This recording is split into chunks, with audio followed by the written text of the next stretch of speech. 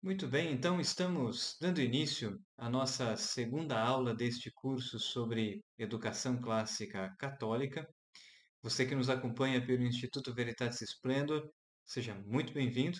Eu lhe convido então a curtir este vídeo, compartilhá-lo com seus amigos e também, se ainda não segue o nosso canal, se inscreva e siga-nos por aqui, a fim de que você possa ficar sempre por dentro de todas as produções que temos feito.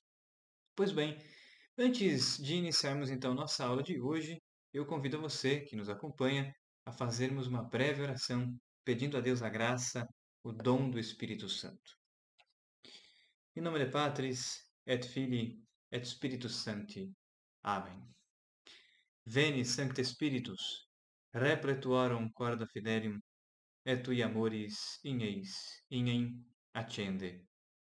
Emite Spiritu Tuum, et creabuntur, et renovabis faciem terre. Oremos. Deus, qui corda fidelium sancti spiritus illustratione docuisti, da nobis in eodem spiritu recta sapere, et de eius semper consolatione gaudere, per Christum Domino nostrum. Amen. Gloria Patri et Filio et Spiritui Sancto, sic ut erat in principio et nunc et semper, et in saecula saeculorum. Amen. Em nome de Patris, et Filii, et Spiritus Sancti. Amém. Muito bem. Então, esta que é a segunda aula do curso de Educação Clássica Católica, também é uma aula importante para os estudiosos de teologia ascética e mística, de teologia moral e, claro, os estudiosos de antropologia teológica. O nosso objeto de estudos na aula de hoje serão as potências da alma humana. Então, este será o nosso objeto de estudos, a antropologia teológica, tá bem? Então, nós falávamos na primeira aula de Educação Clássica Católica que educar significa desenvolver as potências humanas ou faculdades humanas até a sua perfeição. Nesta aula, então, nós iremos nos perguntar o que são, qual a natureza das potências da alma humana e quais são elas. Faremos isto seguindo alguns mapas mentais, alguns esquemas que estarão então expostos aqui ao lado nos slides, que nós iremos estudar, analisar, o primeiro dos quais já está diante de nós.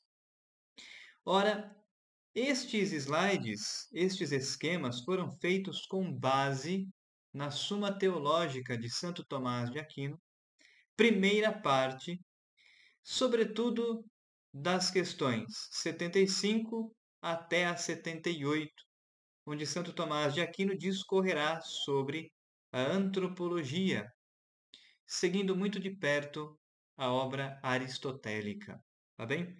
Então nós iremos discorrer sobre as potências da alma humana. Antes, todavia, é importante explicitarmos alguns pressupostos muito importantes.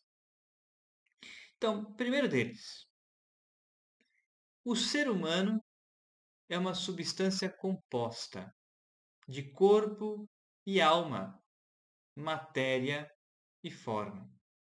Então vejam, nós temos aquilo que nós poderíamos chamar de hierarquia ontológica, diferente da hierarquia da graça. Então existe uma ordem ontológica a nível de ser e existe uma ordem da graça. Ambas estabelecem hierarquias. O que seria então uma hierarquia ontológica? Ela estabelece então os graus de perfeição no ser de todas as criaturas. Então, por exemplo, no grau ínfimo de ser estão os entes inanimados, como a pedra, o lápis, a cadeira em que você está sentado, o computador, a mesa e assim por diante. São coisas que existem no mundo real, mas não têm vida, não têm alma, certo? São substâncias compostas, porque possuem matéria e forma, causa material e causa formal. Causa material, ou seja, de que a coisa é feita, a pedra de silício, a cadeira de madeira e assim por diante. Então, causa material, de que a coisa é feita. E causa formal, que é aquilo que dá o ser de essência à coisa. O que faz ela ser uma cadeira, o que faz ela ser uma pedra, o que faz ela ser uma mesa, um livro e assim por diante. Mas, enquanto estes entes possuem o ser e o existir, não possuem vida. Possuem um grau ínfimo de ser. Acima deles, num grau de ser superior e, portanto, com maior dignidade, estão os entes vegetativos, como as plantas. Por quê? Porque além de existirem no mundo real, além de terem matéria e forma, têm vida. Tem alma vegetativa, alma mortal, entendida como princípio interno de movimento. Então as plantas nascem, crescem, se desenvolvem, dão flores, frutos e morrem. Têm potências vegetativas, como respiração, por exemplo. Então as plantas possuem um grau de perfeição a mais se comparadas com a pedra, com os entes inanimados. Mas acima das plantas estão os animais. Então, os animais, como cachorro, gato, cavalo, elefante, girafa, os animais, além de possuírem o ser e o existir, além de possuírem potências vegetativas, como respiração, digestão, circulação, os animais possuem os sentidos. Os sentidos externos e os sentidos internos. As potências apetitivas. Os animais desejam ou se colocam em fuga. Portanto, uma perfeição a mais no ser e no existir. Os animais têm uma dignidade maior do que as plantas e do que os entes inanimados, porque possuem uma perfeição a mais no ser. Então, se os entes inanimados estão no primeiro grau de ser, as plantas ocupam um grau acima, estão no segundo grau dessa hierarquia ontológica. Os animais, por sua vez, estão neste terceiro grau dessa hierarquia ontológica, estão acima dos outros, porque possuem uma perfeição a mais no ser, além de terem o ser e o existir, além de possuírem matéria e forma, os animais possuem alma sensitiva.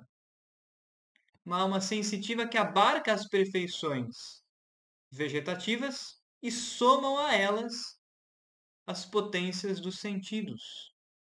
Os sentidos externos, internos, as potências apetitivas e as potências locomotoras. Mas acima dos animais, que possuem alma mortal, não há céu para planta, não há céu para cachorro, para animal. Possuem alma mortal.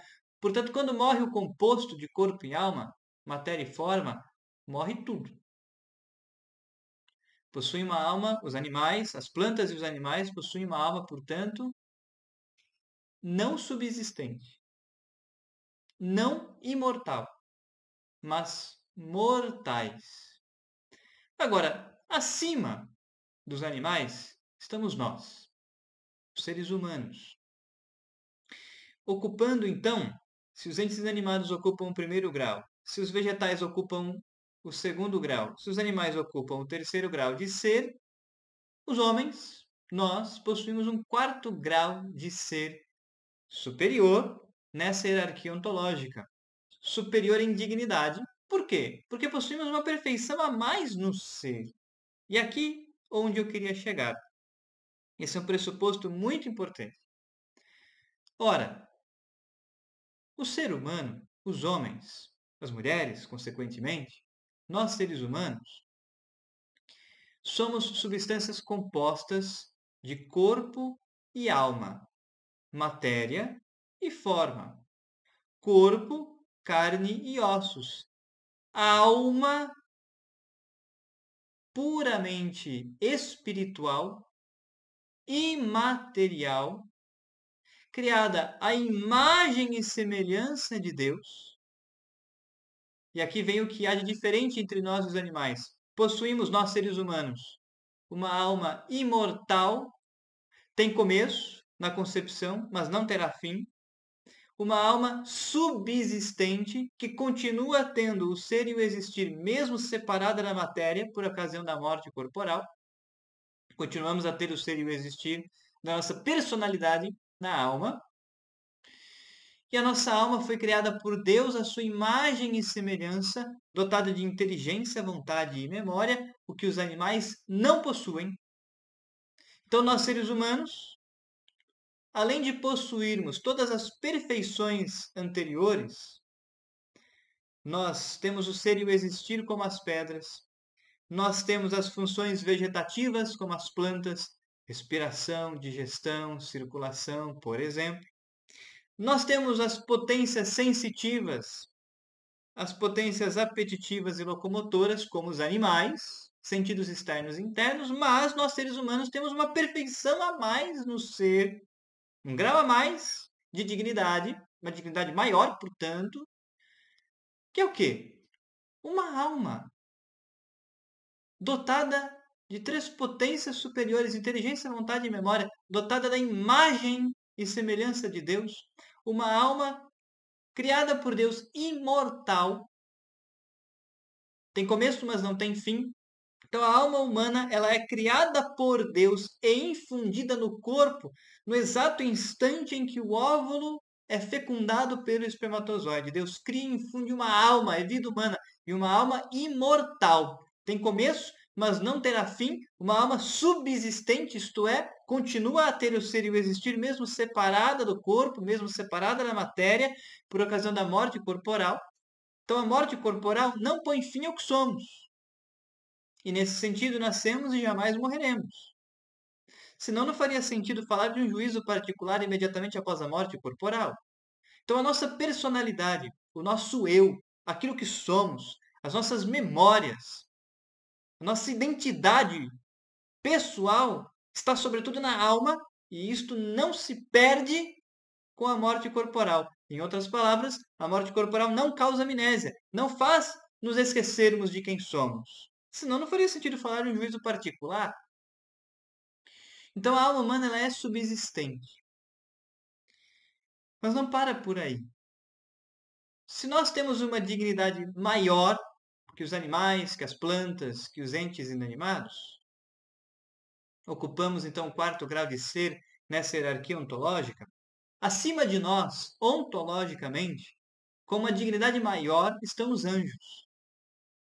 Os anjos foram criados por Deus como substâncias simples. Nós, seres humanos, somos substâncias compostas. Isto é, temos um corpo e uma alma unidos para compor uma única essência, uma única natureza, a natureza humana. Os anjos estão acima de nós ontologicamente, ocupando o 5º grau de perfeição no ser. Os anjos não possuem matéria. Os anjos são substâncias simples, entes, seres puramente espirituais, imateriais, subsistentes, sem matéria alguma, dotados da imagem e semelhança de Deus, de potências de inteligência, vontade e memória intelectiva. Os anjos, então, estão acima de nós ontologicamente. E, obviamente, acima dos anjos está Deus, uno e trino. Esta é, então, a hierarquia ontológica, ou a ordem ontológica, a ordem do ser. Em paralelo a esta hierarquia, nós temos uma hierarquia estabelecida pela ordem da graça. E o que isso significa? Significa o seguinte: nós, seres humanos, nós podemos obedecer a Deus e crescer na graça, na virtude e no mérito, no grau de caridade. Pensem nessa equação, por assim dizer. Grau de caridade igual graça, mais virtude, mais méritos adquiridos diante de Deus. Então, nós seres humanos podemos crescer na graça santificante, na virtude, nos méritos, crescer em santidade, crescer no grau de caridade. E assim, nós seres humanos estaremos na ordem da graça, seremos superiores aos animais, aos demônios, obviamente. Mas, nesta hierarquia estabelecida pela ordem da graça, acima de todos está Deus, uno e trino, obviamente. Abaixo de Deus, imediatamente abaixo de Deus, enquanto substância unitrina, está a humanidade de Cristo, o Verbo de Deus encarnado, que entregou a sua vida na cruz pela nossa redenção e salvação. Abaixo de Cristo está a bem-aventurada Virgem Maria. Então, a Deus nós prestamos o culto de latria. À Virgem Maria nós prestamos um culto de hiperdulia. Abaixo de Deus está a humanidade de Cristo. Abaixo da humanidade de Cristo está a Virgem Maria. Abaixo da Virgem Maria está São José, a quem nós prestamos culto de protodulia. Então, latria, adoração, que é um culto que prestamos apenas a Deus.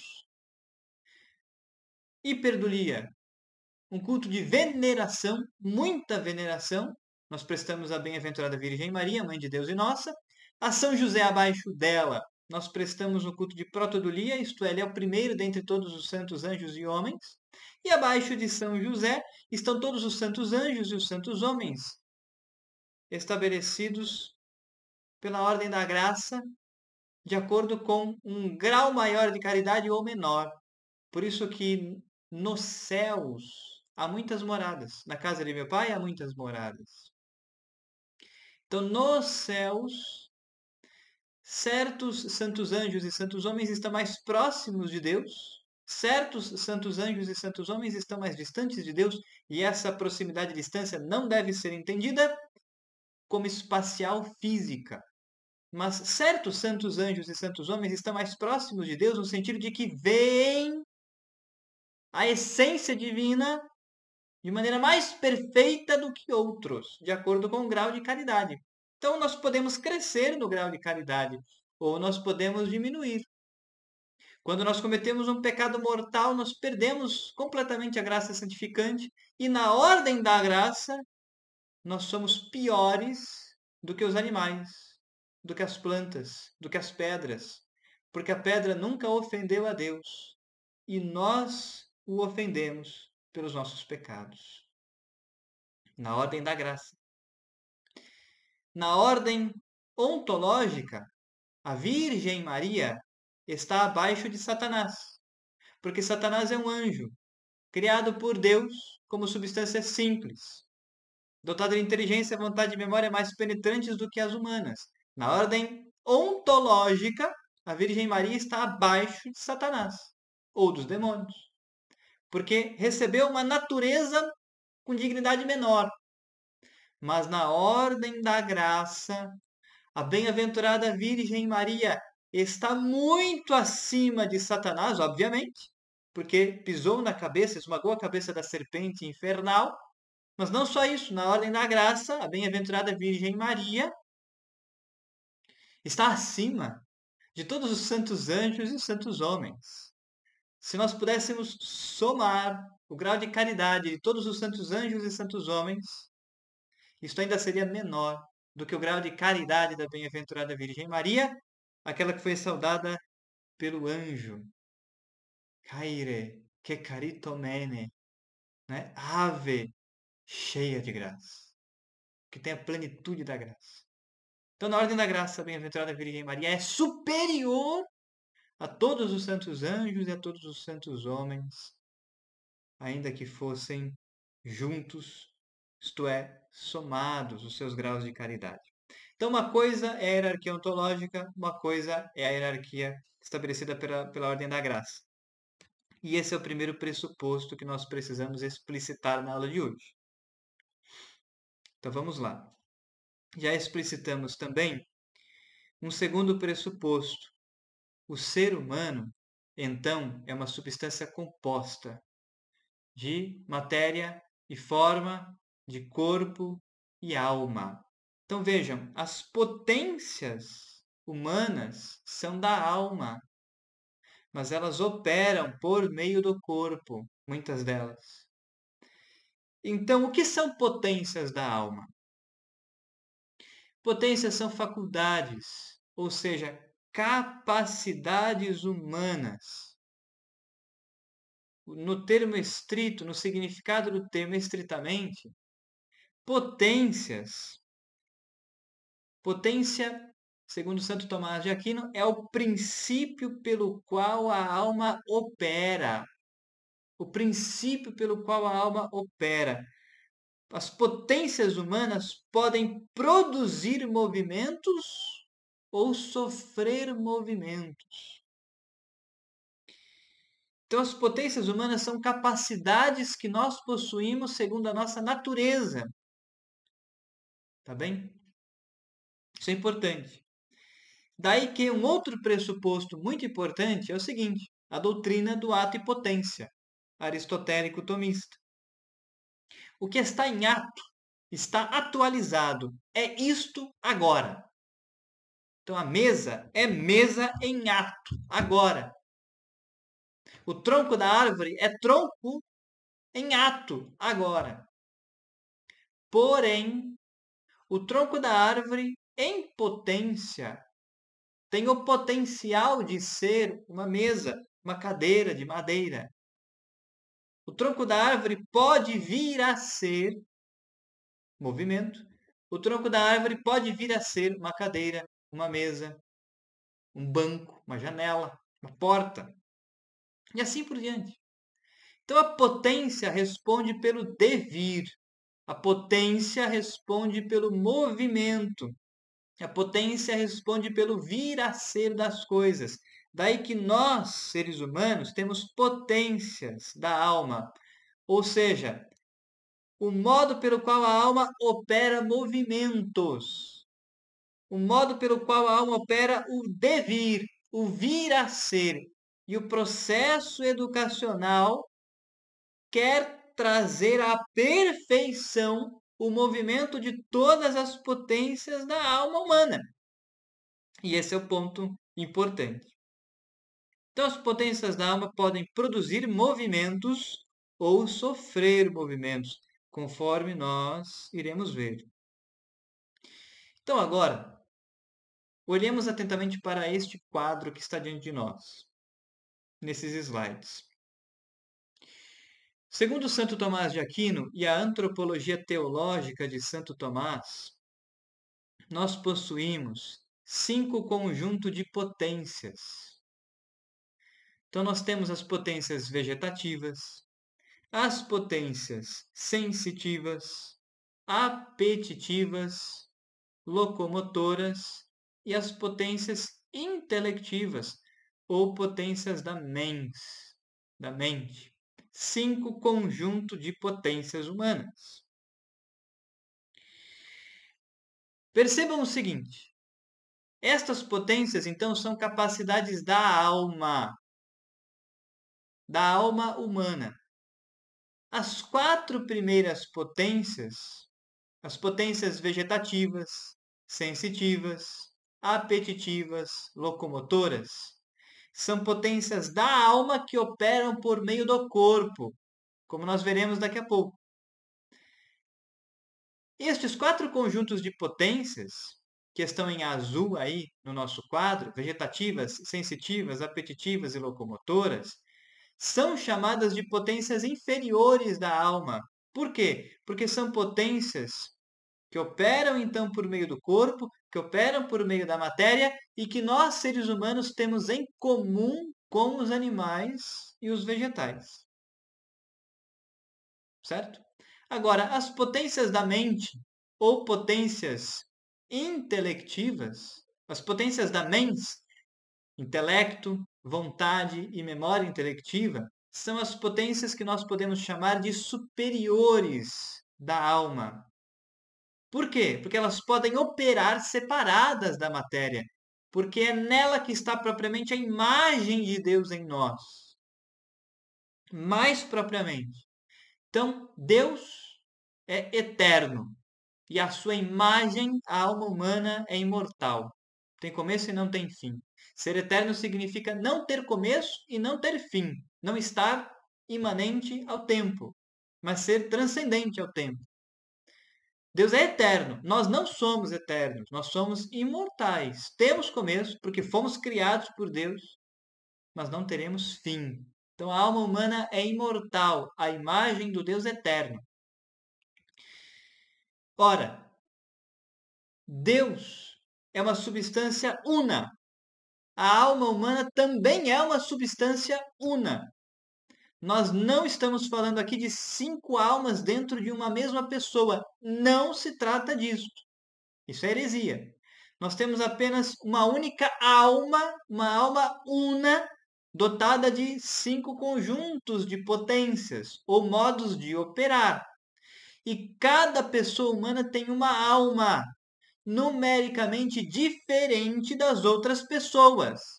Então, todos nós seres humanos temos uma alma, cada um tem a sua, uma alma de mesma natureza, mas numericamente distinta, numericamente diferente uma da outra. Cada pessoa tem a sua alma, de mesma natureza que as demais, mas uma alma única dela, numericamente diferente umas das outras. Ora, a imagem de Deus, então, que é uno, a alma humana é una, uma substância una. Deus é puro espírito enquanto trindade. A alma humana é puramente espiritual enquanto trindade. Deus é uma única substância em 3 pessoas distintas, Pai, Filho e Espírito Santo. Ora, a alma humana é uma substância una, dotada de 3 potências superiores distintas: inteligência, vontade e memória intelectiva. Então, a imagem de Deus está principalmente na mens. E esta imagem de Deus em nós. Deus nos deu a sua imagem e ela é dom gratuito da criação. Então, somos imagem de Deus. A imagem de Deus em nós está acabada, nos é dada pronta. A semelhança não. Então, nós temos o poder, mediante o livre-arbítrio da vontade, de nos tornarmos semelhantes a Deus com o auxílio da graça ou nos tornarmos dessemelhantes a Deus pelo pecado. Então, quando nós cometemos um pecado mortal contra Deus, lembrando que o pecado mortal sempre tem matéria proibida grave, estabelecida pelos 10 mandamentos, plena advertência por parte do entendimento, o sujeito sabe que é pecado, e pleno consentimento por parte da vontade, ele quer realizar e realiza o ato. O pecado mortal é usar da inteligência que Deus nos deu para arquitetar o mal. O pecado mortal é usar da vontade que Deus nos deu para escolher fazer o contrário do que ele nos mandou pelos 10 mandamentos. E a memória intelectiva se recorda de tudo isso. Então, o pecado mortal deforma a imagem de Deus em nós. Perverte a imagem de Deus em nós. Em contrapartida, quando nós renunciamos ao pecado, sobretudo o pecado mortal, mas também o venial e as imperfeições, quando nós lutamos contra o pecado mortal, sobretudo, mas também quando nós lutamos contra o pecado venial de advertência, o pecado venial de inadvertência e as imperfeições, e quando nós lutamos, auxiliados pela graça de Deus, para crescer em virtudes, para crescer na graça santificante, para crescer nos méritos, nós usamos a imagem que Deus nos deu para aquilo de fato para o qual Ele nos mandou. Então a inteligência é usada para conhecer a Deus. A vontade é usada para obedecer a Deus. E a memória intelectiva se recorda de tudo isso. Mas não só isso, quando nós crescemos em virtude, quando nós crescemos em graça e em méritos, nós vamos nos tornando semelhantes a Deus, semelhantes a Cristo Jesus, nosso Senhor. E vamos nos unindo a Deus de uma maneira cada vez mais profunda. até esta união alcançar aquilo que os carmelitas chamam de matrimônio espiritual, no 9º grau de oração. E aqui as coisas tocam a teologia ascética e mística.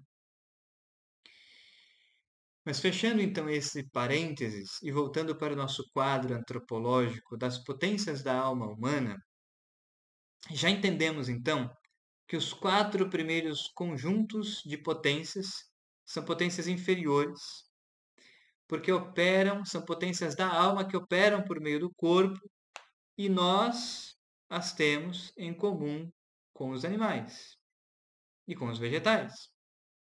Agora, as potências da mens, ou potências intelectivas, nós não as temos em comum com os animais, nós as temos em comum com os anjos. E elas não precisam necessariamente operar por meio do corpo. Podem operar por meio do corpo, mas também podem operar sem a presença corporal, por si mesmas. E são ditas potências superiores da alma, porque nós não as temos em comum com os animais, as temos em comum com os anjos, e é onde está propriamente a imagem de Deus em nós. Daí o padre Adolfo Tanqueray, por exemplo, dizer que o ser humano é um microcosmos. Ele está entre o mundo material e o mundo espiritual, dotado que é de uma causa material e uma causa formal, de um corpo e de uma alma que estão unidos para compor uma única natureza, uma única essência. A essência dos anjos coincide com a sua causa formal.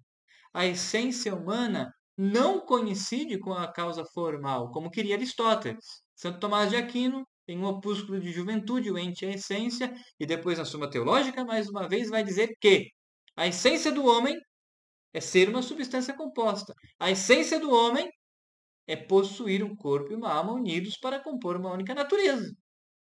Por isso que a morte corporal causa uma cisão na natureza humana, separação de matéria e forma, separação de corpo e alma, e, por ocasião da parousia, a ressurreição dos mortos, o corpo e a alma voltará a unir-se para compor uma única natureza, quer no céu beatífico, glorioso, quer no inferno. Pois bem, mas isso já é escatologia. Vamos então adiante.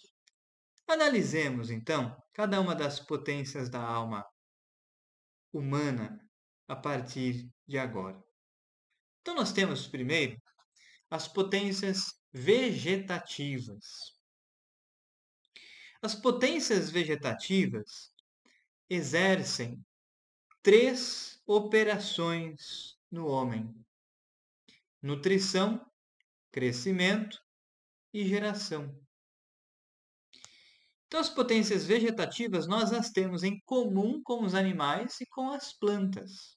A potência vegetativa é uma potência da alma, que opera por meio do corpo. Um corpo morto será incapaz de se nutrir.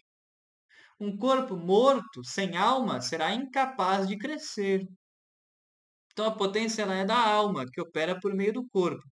Então, as potências vegetativas proporcionam ao homem exercer 3 operações: nutrição, crescimento e geração.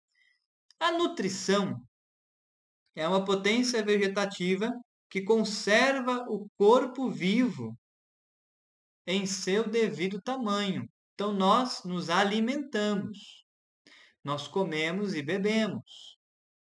E a educação passa por isso? Claro que sim. Sobretudo as crianças pequenas, os bebês e depois as crianças pequenas, precisam da ajuda de seus pais para aprender a comer, para aprender a beber, a fim de conservar o seu corpo vivo e no devido tamanho.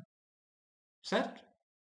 Uma segunda potência vegetativa é o crescimento.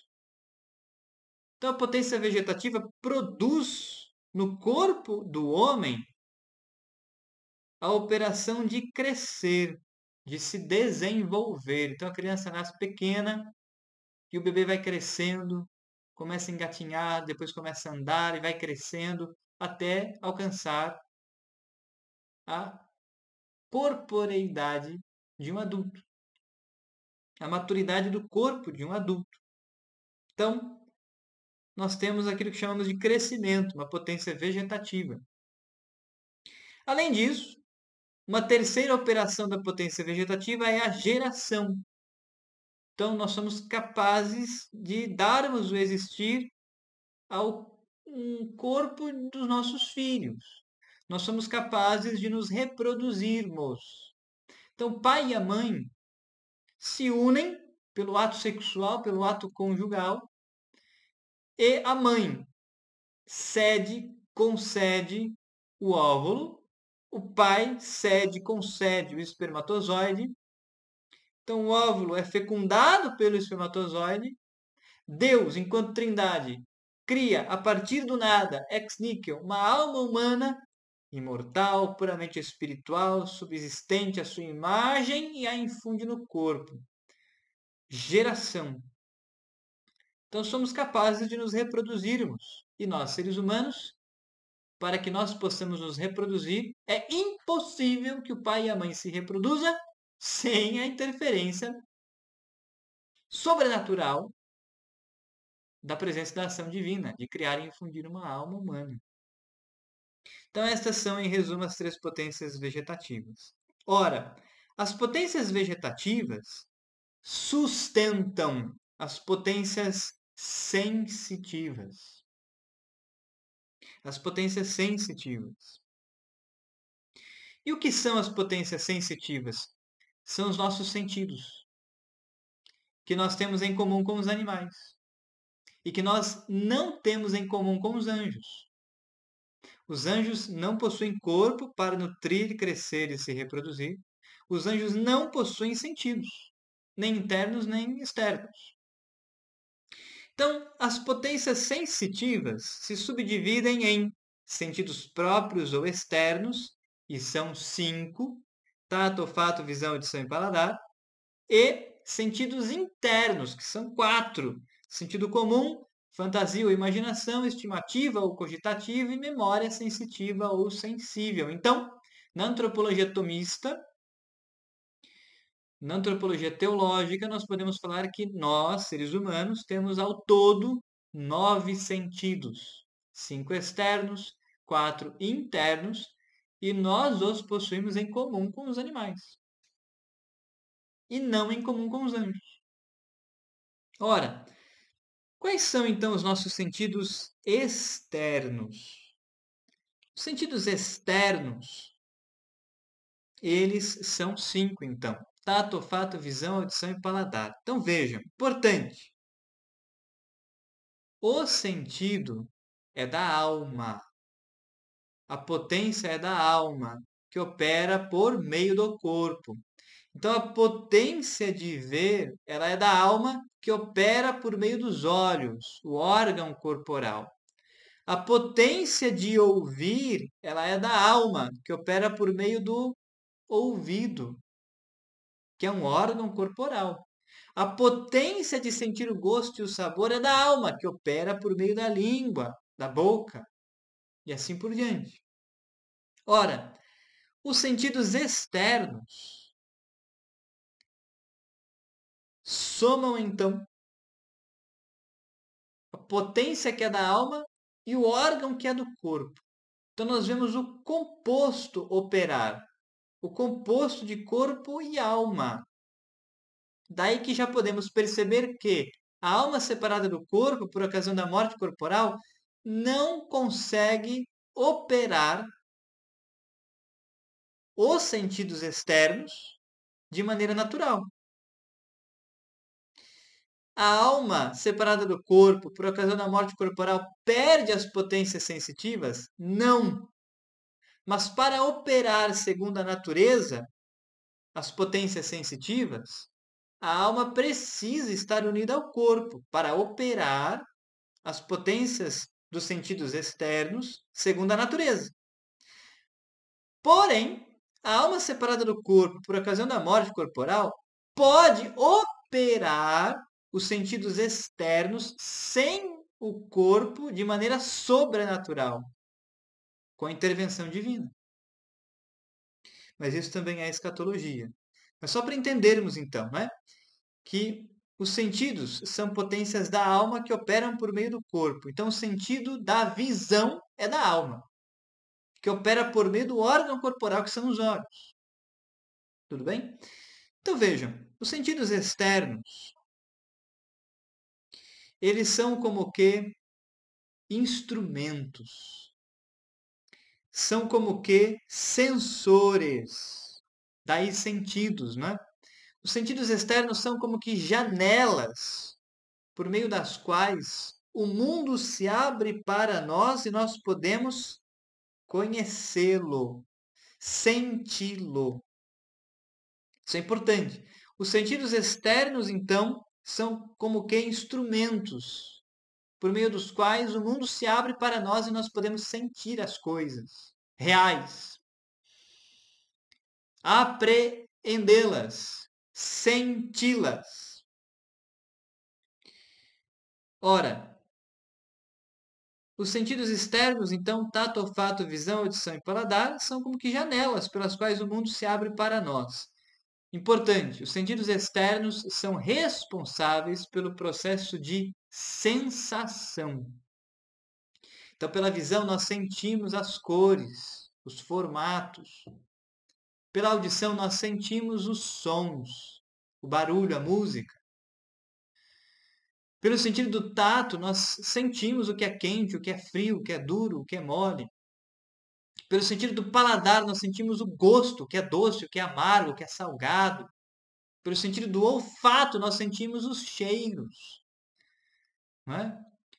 O que tem um bom aroma, um bom odor, um perfume, um alimento, ou aquilo que tem um mau odor, um fedor, e assim por diante.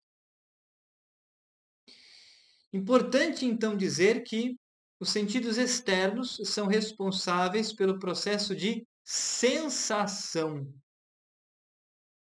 E o que é sensação? É o processo pelo qual os sentidos externos apreendem, captam os objetos externos. Então vejam, isso é muito importante. Por meio dos sentidos externos, nós podemos apreender o mundo à nossa volta. E o que é apreender o mundo à nossa volta? É receber a forma sem a matéria. Então vejam, pelos sentidos externos, nós somos capazes de receber a forma intencional das coisas. E nós somos capazes de distinguir o ser real e o ser objetivo.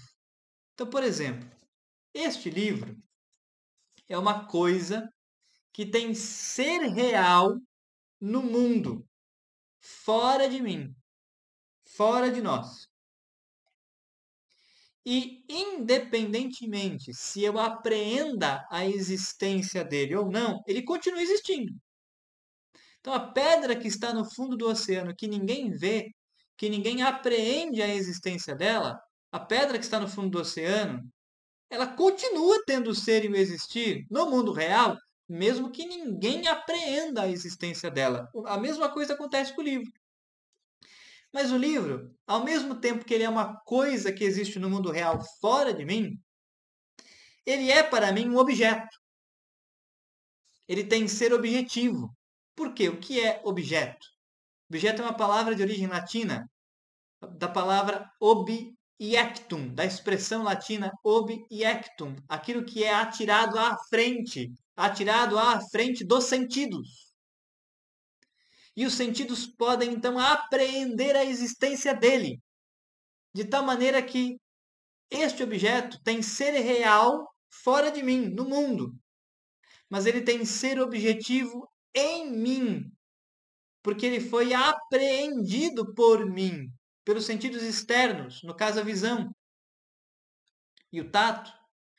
Então nós falamos que o ser intencional, o ser objetivo deste livro foi apreendido por mim e está em mim. E essa é uma maneira de apreender a coisa que existe no mundo real.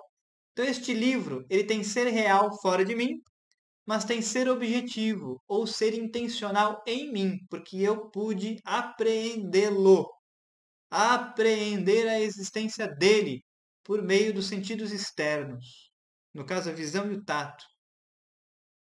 A pedra que está no fundo do oceano que ninguém vê tem ser real, mas não tem ser objetivo, ser intencional, porque ninguém pode apreender a existência dela, a não ser que o mergulhador consiga chegar até lá, ou que consigamos chegar até lá por uma câmera, e assim por diante. Então, as coisas do mundo real produzem em nós sensações, potência sensitiva. Os sentidos externos sofrem um movimento, potência, devir, vir a ser. Os nossos sentidos externos sofrem, então, aquilo que nós podemos chamar de impressão sensorial. As coisas do mundo real à nossa volta produzem nos nossos sentidos externos um movimento de apreensão da existência das coisas. E os nossos sentidos externos produzem uma impressão sensorial a partir dos objetos do mundo real. Ou melhor dizendo, as coisas que existem no mundo real à nossa volta são capazes de imprimir formas intencionais nos nossos sentidos externos e produzir um movimento, o movimento da impressão sensorial, o movimento da sensação. Sensação é isso. É a produção de uma impressão sensorial no tato, olfato, visão, audição e paladar. Por isso que nós chamamos os sentidos externos de potências passivas, como está no nosso esquema. Porque podem ser informados pelos objetos exteriores e sofrerem um movimento. Informar significa que os sentidos externos podem receber a forma sem a matéria. Podem receber a forma objetiva, o ser objetivo, o ser intencional. Então a coisa real está fora de nós. O objeto intencional está dentro de nós. Se a coisa real estivesse dentro de nós, nós morreríamos. Então, não é a coisa real que está dentro de mim, mas a impressão sensorial que ela provocou. O ser objetivo, o ser intencional. E nós chamamos isso de primeira abstração. Como está, então, aqui neste quadro amarelo. O que é a primeira abstração? É receber a forma sem a matéria. É receber uma impressão sensorial por meio dos sentidos externos. Nós podemos chamar então de forma objetiva ou forma intencional. Os sentidos externos, então, são responsáveis pelo processo de sensação. Sensação é um processo. Daí que nós poderemos perceber a existência de certos objetos que nós poderemos chamá-los de sensíveis próprios, enquanto outros nós poderemos chamá-los de sensíveis comuns. O que é o sensível próprio? É aquele objeto que é apreendido por apenas um dos nossos sentidos. Por exemplo, as cores. Você não ouve as cores, você não sente o cheiro das cores, você não fala a substância da cor, você vê a cor apenas com o sentido da visão. Pois bem, então você não recebe a impressão sensorial das cores nem pela boca, nem pelo ouvido, nem pelo nariz, nem pelo tato. A impressão sensorial do azul, do verde, do amarelo, das cores em geral, a impressão sensorial das cores só chega até nós pela visão. É um sensível próprio. Porém, outras coisas, nós podemos aprender a existência delas por mais de um sentido. Então, por exemplo, o livro. O livro você o pega na mão, você sente as dimensões dele, o tamanho, o comprimento, a altura e largura pelo tato, e você também vê o livro. Então, nós empregamos pelo menos 2 sentidos para conhecer o livro. Ele é um sensível comum. Quando estamos no celular, por exemplo, vendo algum vídeo, nós ouvimos o áudio, nós vemos as imagens, as cores, nós pegamos o celular na mão. Ou então um instrumento de música, um violino. Você ouve o som dele, você o pega na mão, por meio do tato você sente as suas dimensões e você o vê. 3 sentidos externos estão operando em comum para a apreensão daquele objeto do violino. É um sensível comum a estes 3 sentidos. E assim por diante. Muito bem, 5 sentidos externos. Tato, olfato, visão, audição e paladar. Agora, há também os sentidos internos. Ora, quais são os sentidos internos? São 4. O sentido comum, a fantasia ou imaginação, a estimativa ou cogitativa e a memória sensitiva ou sensível, tal como nós colocamos aqui no esquema.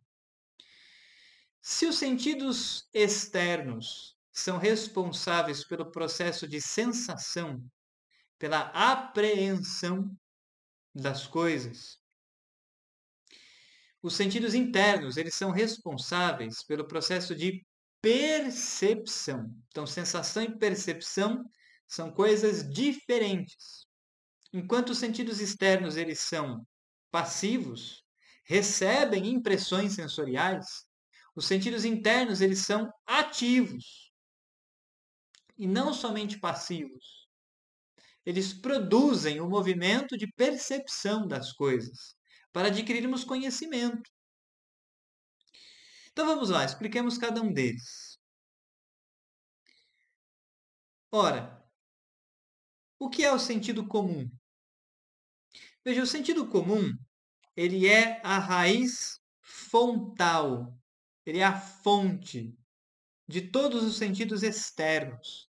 É de onde os sentidos externos têm a sua origem e para onde vai todas as impressões sensoriais. Então vejam, a alma opera por meio do corpo e aqui o cérebro é um órgão que tem um papel muitíssimo importante na sensação e na percepção. Porque são potências da alma que operam por meio do cérebro, por meio do corpo. Percepção. Então, o sentido comum é a raiz fontal.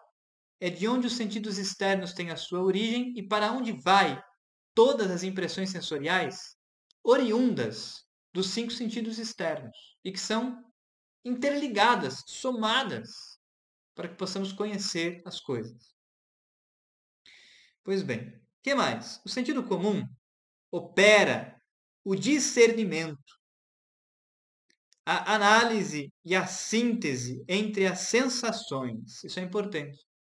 É o sentido comum que faz o discernimento de que as cores não entraram pelo ouvido, nem pela boca. As cores entraram pelos olhos.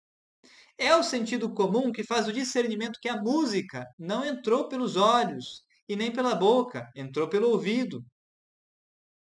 É o sentido comum que faz o discernimento de análise e síntese. Análise, separação. Síntese, soma, junção. Então é o sentido comum que faz a junção da música, das dimensões do tato e das impressões da visão para concluir que aquele instrumento é um violino, é um celular, é um livro. Então, o sentido comum opera essa análise e esta síntese. A análise separa as sensações para discernir por meio de qual sentido externo ela foi apreendida. Análise. Mas também o sentido comum opera a síntese, isto é, unifica as sensações de um mesmo objeto para que possamos discernir que todas aquelas impressões do ouvido, da visão, do tato, pertencem àquele objeto. No caso do violino, por exemplo. Que mais? Pelo sentido comum, o animal vê que está vendo. Isto é, tem a percepção. O animal percebe o seu ato de ver, o seu ato de sentir. Então, o animal, todos os animais, veem, ouvem, sentem pelos sentidos externos, mas pelo sentido interno, comum, pelo sentido comum, que é o primeiro dos sentidos internos, o animal é capaz de perceber que vê, perceber que ouve, perceber que aquilo que ele ouve entra pelo ouvido e não pelos olhos, de que as cores entram pelos olhos e não pelo ouvido, de que os cheiros entram pelo olfato e não pelo paladar, mas que os gostos entram pelo paladar e não pelo olfato. Então, os animais são capazes de perceberem que estão vendo, perceberem que estão sentindo e fazerem então a distinção entre os sensíveis próprios e os sensíveis comuns, como nós já dissemos. Mas os animais não percebem que podem ver. Os animais percebem que podem ver. Mas somente o homem que possui a razão, a inteligência, é capaz de perceber a sua percepção de todas as coisas do mundo real. Mas vamos adiante. Um segundo sentido interno é então a fantasia ou imaginação.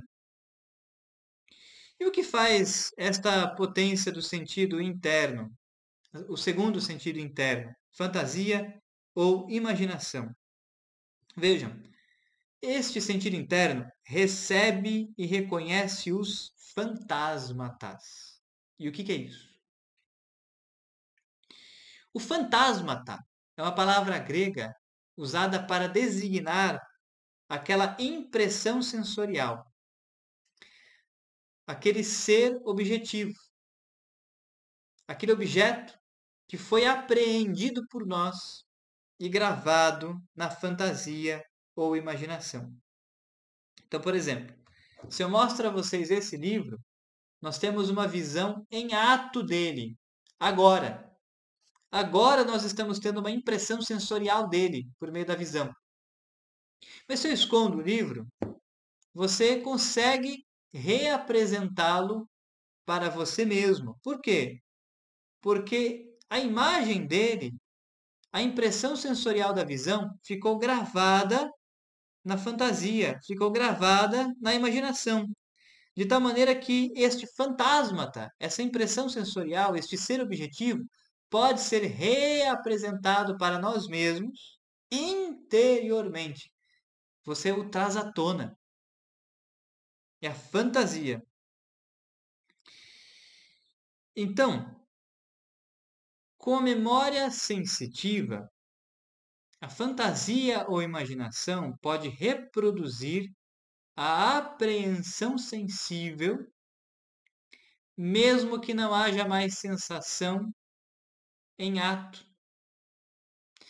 Então, eu mostro a vocês o livro. Nós temos uma sensação em ato. Pelo órgão dos olhos, pelo sentido da visão, eu tenho uma apreensão sensível em ato, agora.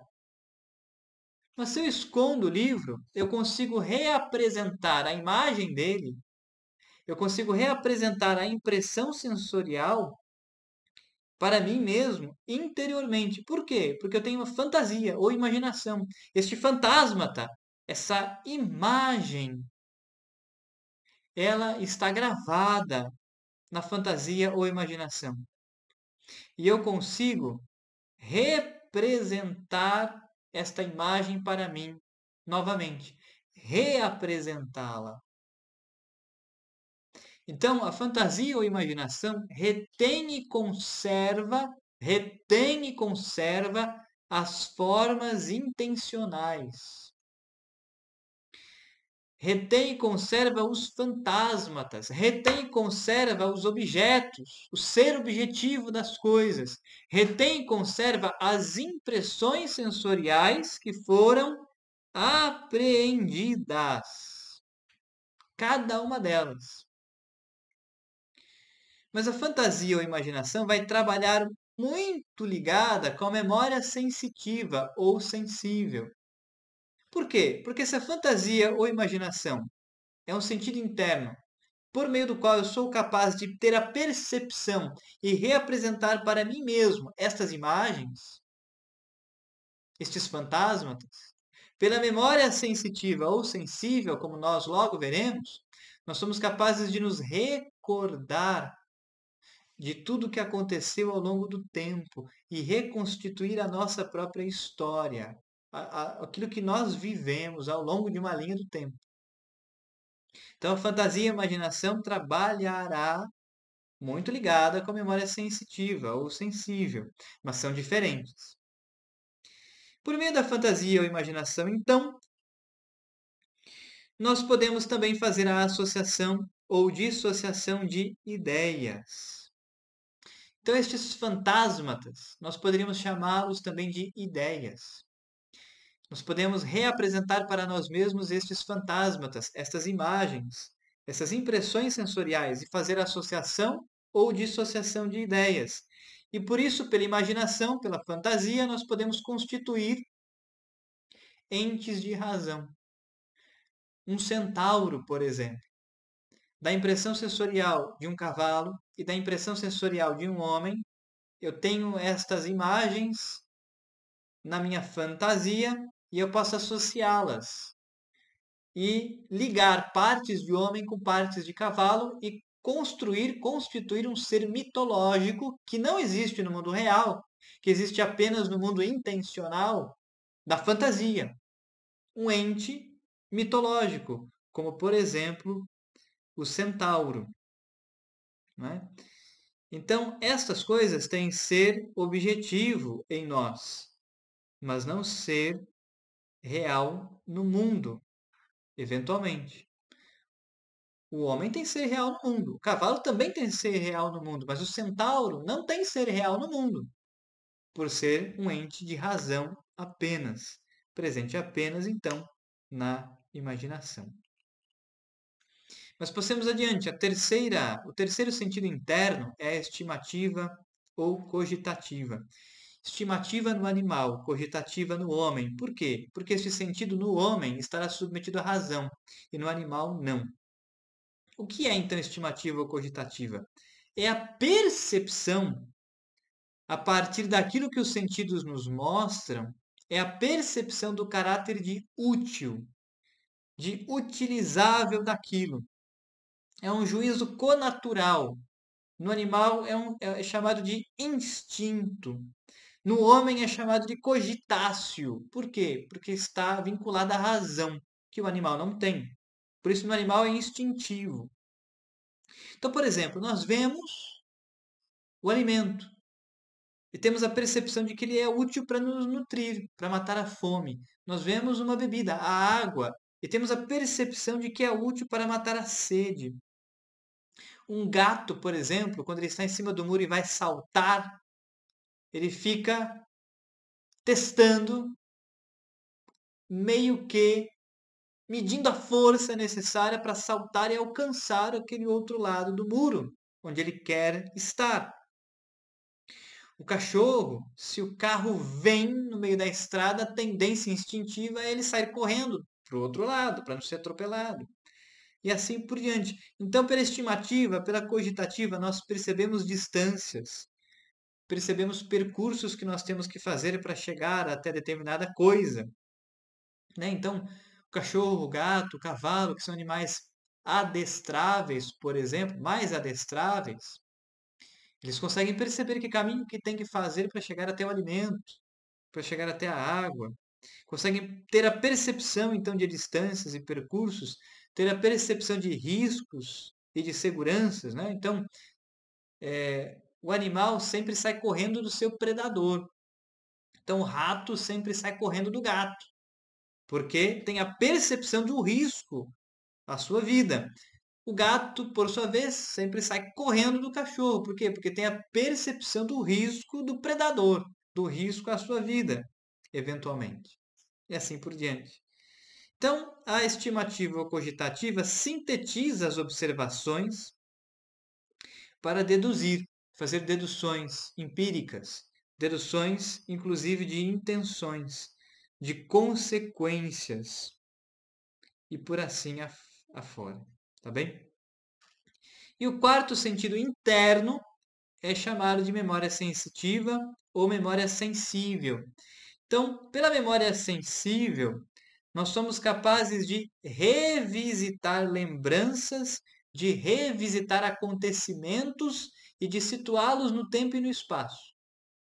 O que nós não seríamos capazes de fazer se tivéssemos apenas fantasia ou imaginação. Então, fantasia ou imaginação é aquele sentido interno de percepção dos fantasmatas, de todas as impressões sensoriais oriundas dos sentidos externos, mas sem a capacidade de colocá-las ao longo da linha do tempo. Pela memória sensitiva ou pela memória sensível, nós temos então a capacidade de revisitar lembranças e acontecimentos e concatenar os fatos ao longo de uma linha do tempo, né? Dentro do tempo e do espaço. Então, por ela, podemos lembrar dos fatos passados, reconhecer o passado enquanto tal, né? Então, nós temos a memória sensitiva. Lembramos do rosto das pessoas, do que fizemos com elas, do lugar onde estivemos juntos. Lembramos das vezes que passeamos no parque com os nossos filhos, das vezes em que visitamos nossos parentes e amigos, e assim por diante, né? A memória sensitiva pode investigar a memória destes fatos para realizar inferências, deduções, isso no homem, né? Então, a partir do nosso passado, nós podemos fazer deduções, inferências sobre o nosso futuro, porque no homem a memória sensitiva está também submetida à razão. Pela memória sensitiva, nós podemos buscar e atualizar as percepções esquecidas, né? Tentar lembrar das coisas, revisitar as nossas lembranças, revisitar as nossas memórias. Pela memória sensitiva, nós também retemos e conservamos a apreensão como um todo. Como um todo. A memória sensitiva, ela coloca de maneira orgânica tudo aquilo que foi aprendido e percebido, né? Então, é importante perceber que no homem, em que a razão, está somada à memória sensitiva, nós temos então a capacidade de colocar os fatos vivenciados numa ordem cronológica, numa ordem lógica, e nos lembrarmos de nossa história. Pois bem, então, até aqui nós estudamos então as potências vegetativas e as potências sensitivas. Nós vamos finalizar então a aula de hoje por aqui, e na próxima aula, na aula de número 3, nós continuaremos os estudos das potências apetitivas, locomotoras e as potências da mente. Espero que vocês tenham gostado. Se gostaram, dê um joinha no vídeo, compartilhe esta aula com os seus amigos, e se não está ainda nos seguindo, siga o nosso canal, siga-nos também nas redes sociais, tá bem? Muito obrigado a todos vocês e até a próxima aula.